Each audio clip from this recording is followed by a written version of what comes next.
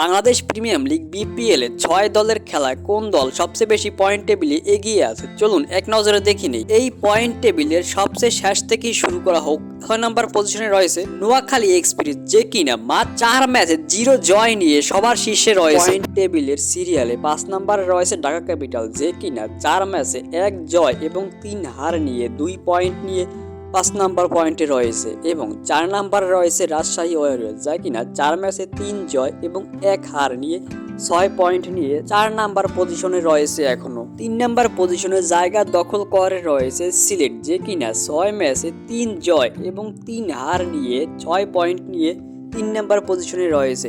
এই সিরিয়ালে ২ নম্বরে রয়েছে চট্টগ্রাম রয়্যাল, যে কিনা ৫ ম্যাচে ৩ জয় ২ হার নিয়ে ৬ পয়েন্ট। এই পয়েন্ট টেবিলের শীর্ষে সবচেয়ে বেশি জয় নিয়ে পয়েন্ট টেবিলের ১ নম্বরে রয়েছে রংপুর রাইডার, যে কিনা ৬ ম্যাচে ৫ জয় এবং ১ হার নিয়ে মোট ৮ পয়েন্টে ১ নম্বরের পজিশনে দখল করে আছে।